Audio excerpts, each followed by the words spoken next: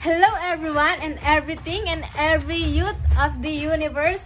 I'm Dwayne Crizen Fardo and I'm inviting you to come and join us to our youth fellowship with the theme One Accord, Make His Praise Glorious. Tungkol saan nga ba ang youth fellowship na ito? Ang youth fellowship na ito ay nagpo-focus sa praise and worship, and after the service, we will have games and activities that sure ako na mag-e-enjoy kayong mga kabataan. Let's go! Siguro napapatanong kayo kung kailan ito gaganapin. Ito ay gaganapin sa Thursday, July 11, 2024. Ang ating call time naman po ay 6:30 in the morning. And then gaganapin naman po natin ang ating youth service is starting from 9 a.m. to 11 a.m. And then we'll have our lunch break. In 1 p.m. onwards, we'll have our activities.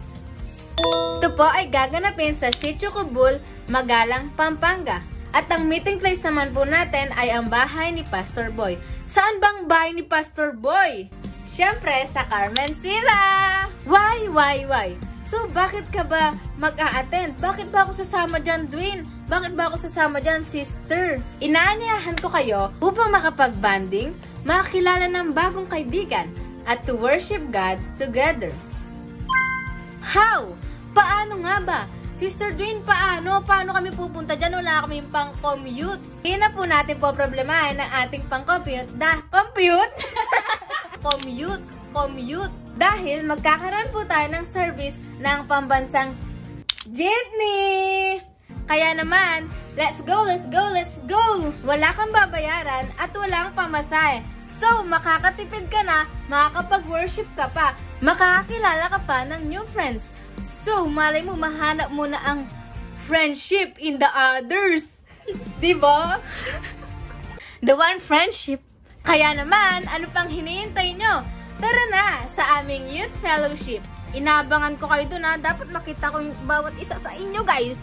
Sa mga parents naman po, nawa po ay payagan nyo ang inyong mga anak upang makasama po namin sila sa mahalagang araw na po ito.